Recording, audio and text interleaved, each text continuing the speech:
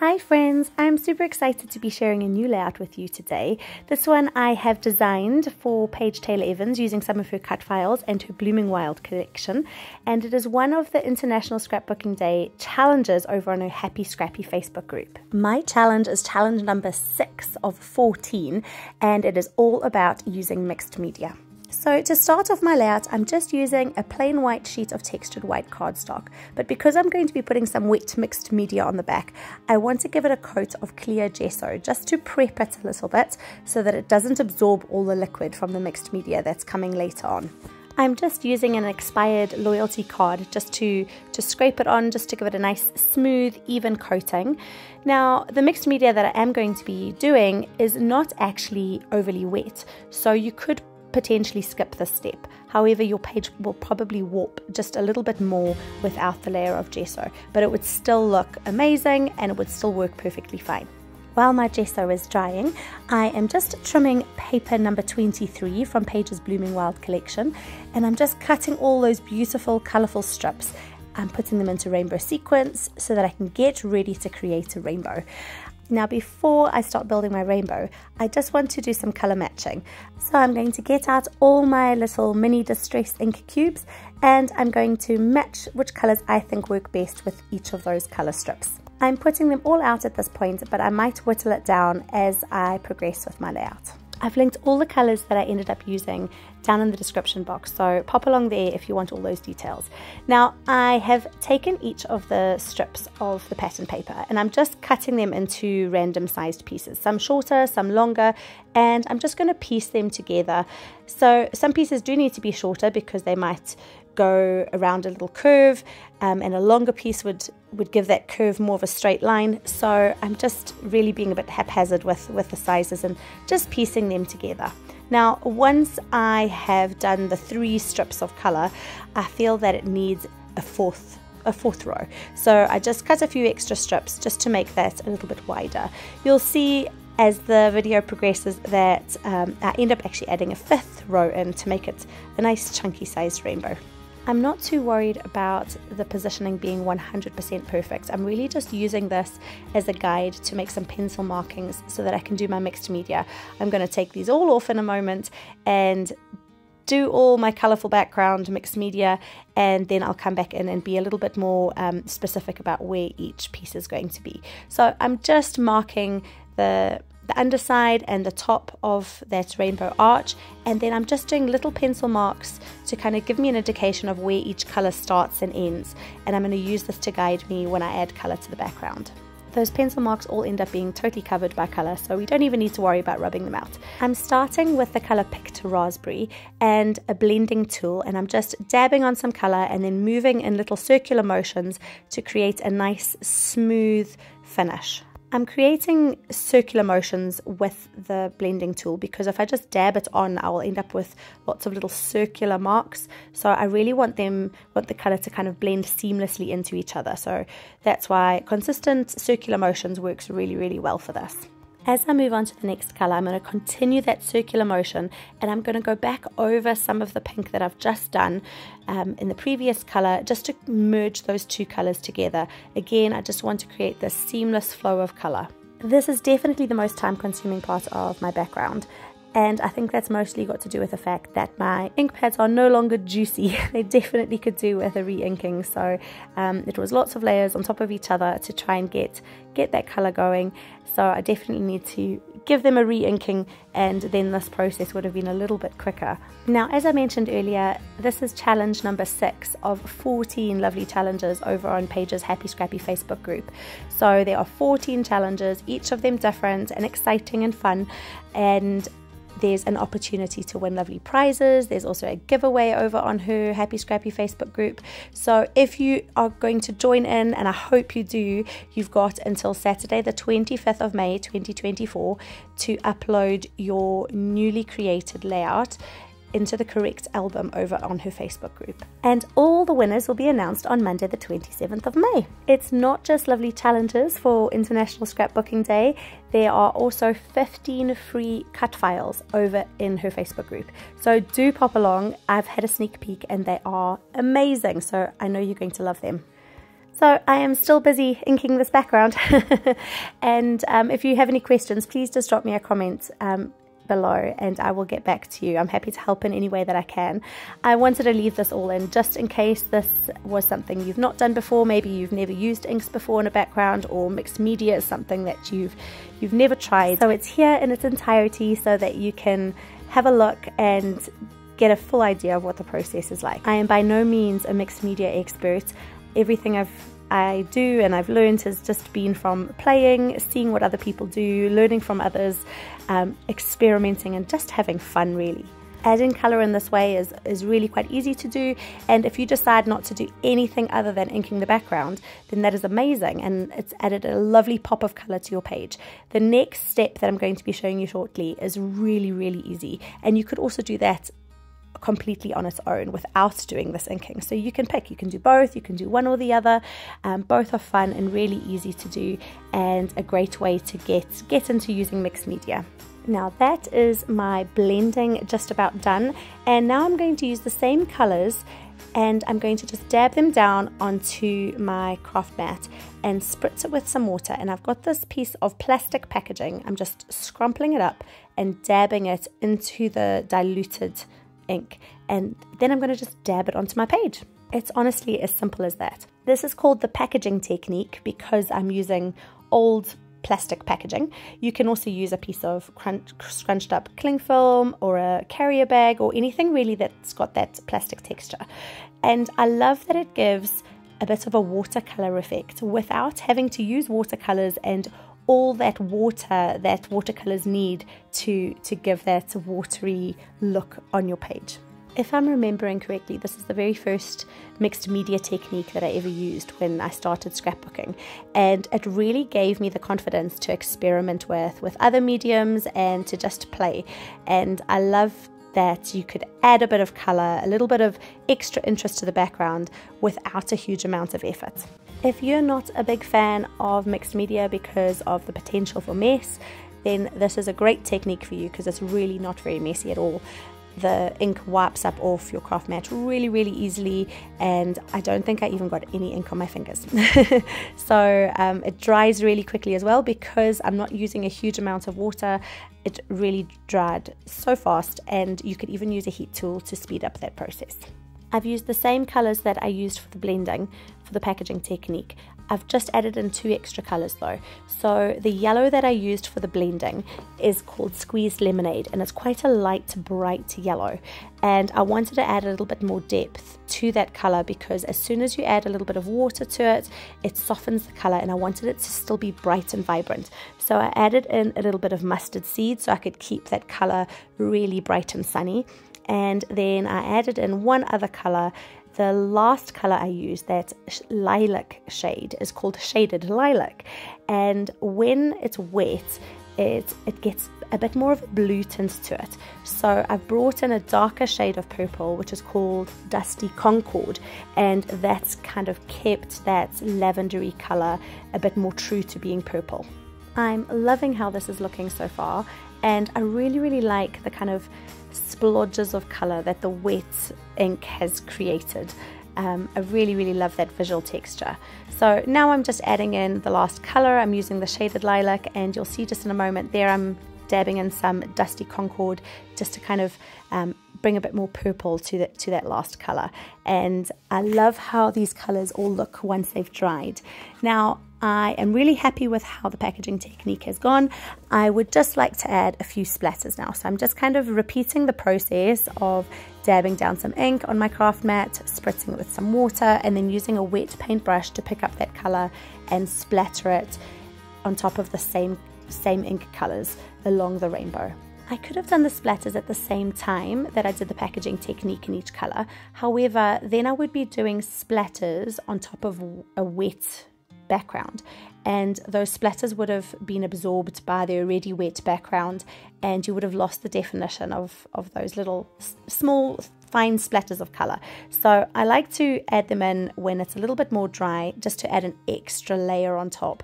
So this background has been built with the blended color, then the packaging technique, and then the splatters. So quite a few layers on top of each other, which gives quite a lot of interest, and I really like that effect. Now for me personally, a rainbow always needs a sunshine.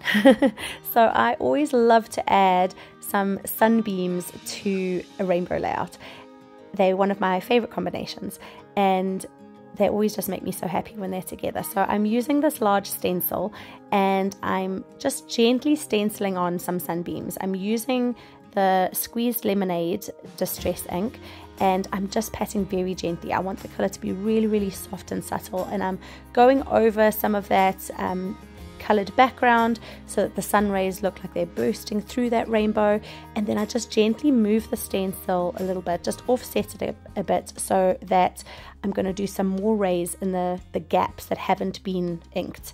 And I just think that looks like this beautiful beaming sun, these rays of sunlight coming through the clouds, and I really do like that effect. Now in a moment I'm going to be using a touch of mustard seed, which is a slightly deeper yellow, just to add a little bit of extra interest and a slightly more intense color. But I can't stress enough how soft I'm pressing down with the color here. I'm really not pressing too hard. I don't want it to be dark and distracting. I just want it to be quite subtle in the background. Now I've got a little bit of white acrylic paint, and I add quite a bit of water to it. I could have added actually more water to it once I started to splatter, and then I'm taking that paintbrush and just splattering it around my page, just to add another layer on top. And I'm going to then take some paper towel and just roll that across it, just lifting up all the wetness so that I can just carry on. So it's left a very subtle white markings, but they really, really are subtle, but I like that they're there. So now I'm going to take all those little pieces that I've previously cut, and I'm just stressing the edges with my scissors, and I'm going to do that for each of these little pieces, and then I'm just going to kind of gently fold them in the middle. I want the edges to kind of stand up a bit, just to give a little bit of extra dimension and texture to my page. So I'm going to slowly work through all of these. I've not filmed it all, and then I'm going to start sticking them down. Once they are all distressed and ready to go, then I start sticking them down. I am going to use my little tape runner, and I'm really just putting a little dot of adhesive in the center of each one of those, because I am going to go over them with my sewing machine at the end. However, I want to be able to kind of move them about if I'm not too happy with the positioning. So I'm not going crazy with the glue at this point. I'm just putting a little bit in the middle, and then I've got the flexibility to shift things around if I need to. I'm not lining up the colors perfectly, so I don't like finish the pink in a straight line and then go on to the next color. I kind of want them to flow into each other, so it looks more natural, like they're just blending into each other. So I've got some bits that end sooner and then the new color starts, and other bits that go on a little bit longer, so the starting point of each color is a little bit staggered, and I really quite like that effect. Now I'm just going to continue and work through all of these colors until I've completed the rainbow. Now if you would like to take part in the Mixed Media Challenge, challenge number 6, over on Paige's Happy Scrappy Facebook group, I would love to see your creations. Now you don't have to recreate this layout, you don't even need to use the techniques that I've shown you here. You just need to use some mixed media somewhere on your layout. So you might just decide you want to put some ink splatters, you might want to do some stamping, or you might do some stenciling in the background, or you might want to do this exact same layout using these same techniques. And you also might decide you don't want to do a rainbow layout. That is absolutely fine. So if you are taking part in the challenge, as long as you've used some element of mixed media, your layout would be perfect to enter. So pop along to the Facebook group, find my post, challenge number 6, mixed media, and put the photo of your newly created layout for the challenge into the comments. So the only criteria for this challenge is to use an element, at least one element of mixed media, and that your page is newly created for the challenge. That's all. So you can use whatever scrapbooking supplies you like, and I can't wait to see what you create. Now that I'm finished sticking those down, I realize that I've made my rainbow a little bit too skinny, so I'm going to just shift those rows a little bit. So I'm very grateful I didn't use any stronger adhesive or wet glue, because it would have been a lot more tricky to move these about. So I'm able to just kind of pull these pieces out just to broaden that rainbow a little bit. And I do actually decide to stick in a 5th row because I want it to be a little bit chunkier, and I much prefer how that looks. Once I've stuck all of those down, I go to my sewing machine and I do 1 row of white stitching along each of those rows in the rainbow. You can totally skip out this step. You don't need to do this if you wanted to recreate this layout. It definitely doesn't need the stitching. I just like the extra interest and texture that it adds. And then I'm just chopping off the edges of those little pink strips that started off the rainbow at the top, and now I'm ready to add my photos. My photos are just going to sit there for a moment, and I brought in this cut file. I've cut it out of paper number 19 from Paige's Blooming Wild collection, and it's called Laugh Love Always. I've linked it up for you in the description box below, and I just love the font. It's so fun and I feel like it suits my photos beautifully, but I don't want to just have one layer of the title. I want to make it almost like a chipboard piece, so I've decided to cut each of those words out of white cardstock as well, and I've cut each word out 3 times out of white cardstock and then once out of paper 19. So I'm going to stack all of those together, so each word in essence has 4 layers stuck on top of each other, and once that's dry it creates a nice chunky text piece which gives some lovely dimension, and it's got a bit of sturdiness to it as well. Now I'm going to work on my photos a little bit. So I've got them in 2 film strips there. So I'm just trimming the photos apart because I want to back them. So I've got 4 little photos. I've decided to print them in black and white because I've got so much color in the background and I really want my photos to pop off the page. So I want them to contrast with that color, and I thought black and white would work really, really well for that. So I have got paper number 5 to back my photos. It's the B side of paper number 5, and it's this lovely white background with a rainbow kind of check in the background, so it's really, really subtle, but I love that little bit of interest that those colored lines add. So I'm just using my little mini guillotine just to kind of trim off excess, just to kind of make it even all the way around. I am also going to use 2 other pieces of patterned paper just to add extra layers behind my photos. So I love having a bit of a white border around my pictures, so that paper number 5 works really, really well for that. And then I am going to use the B side of paper number 18, which is that lovely tealy turquoise background with those pops of color from those little florals, and I really love the brightness of that pattern paper. So I am just using my backed photos as a guide, and I'm not too worried about the lines being perfectly straight. I'm going to distress the edges, which hide a multitude of imperfections, so that works perfectly. And now I'm just trying out a few different pattern papers to see what else I want to use to back it. So I decided to go back to paper 19, the same pattern paper that I used to cut out the title, and I think that creates a nice story, kind of connecting those 2 elements together, the photos and the title, just with that little hint of that dark blue. So as I said, I'm just going to distress all the edges of all the layers that are going behind the photos. So my photos were stuck really straight on top of paper number 5, and the 2 layers that are going to be behind that, I'm going to stick them down slightly offset so that they're at a little bit of an angle and create a little bit of interest. So there's a little bit of those colors just peeking out from the sides. Now I'm sticking them down, and once I've stuck them down and I place them on my rainbow, I realized that I would like the dark blue to be peeking out on the other side. So for the photos that I'm just lifting now, I would like the back layer to be peeking out on the left side of the photos, and then the reverse for the others. So they're kind of framing, that dark edge is kind of framing the entire group of photos. So luckily I can just pull them apart and re-stick them down. Now I've got this lovely cloud cut file. It's just called Clouds, and I will link it up for you below. It's also designed by Paige Evans, and it comes as a whole piece. However, I'm just cutting them apart. Again, I've used paper number 5 to cut it out. So it's a white background, but it's got those subtle colored lines through it just for extra interest. And I'm just dotting some clouds kind of along that diagonal. So at the top, at the left side, and then at the bottom, kind of surrounding my photos, and at the bottom of the rainbow. And I'm just sticking those directly onto the background. I'm not backing these. I want that colorful mixed media to peek through, and I really want them to just be a subtle hint on my page, just an extra layer of interest, without, you know, over cluttering the page, without detracting from the color and the photos. So it really is just an extra subtle element. And now I'm just cutting off the extra pieces, and I really like how that looks.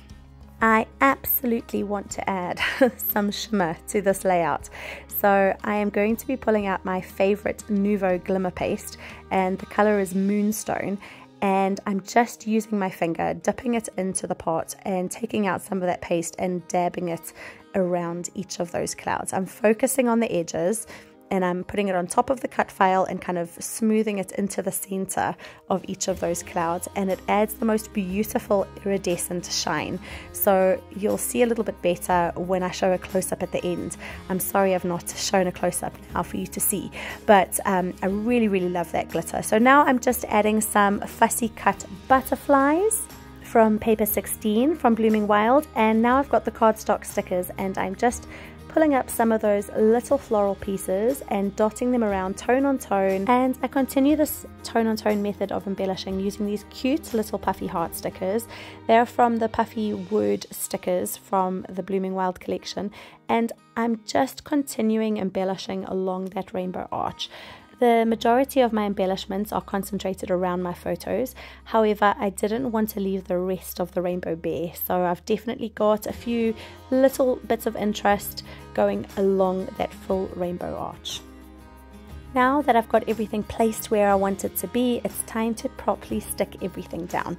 So I am going to be using some wet glue to properly stick my photos down. So this photo strip on the right is just being stuck straight down onto the background, and the strip on the left, I'm going to use some foam squares on the left side of the photo, and I'm just using wet glue directly onto the back of the other side because that's going to rest on top of my other strip of photos, and it's already slightly raised up because of all those layers. Now I'm going to stick down my title, just again using some wet adhesive, making sure I'm placing it exactly where I want it to be, and because once it's stuck, it dries so quickly. This adhesive is super sticky. So I'm happy with my placement, and now I'm just putting adhesive in the center of those butterflies. That leaves their wings free to fly and add a little bit of extra dimension. And I'm also going to add some adhesive to the back of those puffy hearts as well. They are stickers, so they already have adhesive on the back. However, I often find that stickers don't stick that well to mixed media backgrounds, so I always just add a little bit of extra adhesive to the backs just to make sure that everything stays in place. And that is me just about done. As soon as these are all stuck down, I'm just going to be stamping the date, and then we're just about finished. So I'm using that shaded lilac, and this is one of Paige's date roller stamps. I think it might have been from her Splendid collection. And I love this date stamp, so I'm just stamping it below the title piece that says always. It's really subtle, and then I'm going in with this chipboard piece just to stick a tab in beside those photos, just right where the colors match the background, and I've pop that in there, and then I'm using the cardstock stickers again just for these little word pieces. I feel they suit my photos really nicely, and I'm just trying to find a space for them where they tie in with the same colors in the background. So I fiddle for a little bit to find the correct spots for them, but I eventually do, and I'm happy with that. I feel that those colors kind of blend better, and I'm just moving them a little bit so that they're a little bit offset and that those words just stick off the edge of the photos a bit. Now I've got this cut file of Paige's. It's called Wonky Hearts, And I've just cut it out of white cardstock and I'm using it as a stencil with the same Nuvo Glimmer paste that I used earlier on for the clouds. Now, ideally, this should have been done earlier on when I didn't have so much dimension going on in the background. It's not quite as easy to get a perfect stenciled impression when you've got lots of layers that you're working over. However, I really wanted to add 3 little clusters of hearts above, beside and below the photos. So here are some close-up peeks at my finished layout. I hope you've enjoyed seeing this come together and that something you've seen has inspired you to get creative with mixed media as well. You can also find me over on Instagram at Handmade Happy by Monique. I really hope you'll join us over in Paige's Happy Scrappy Facebook group. Thank you so much for watching and I'll see you next time. Bye!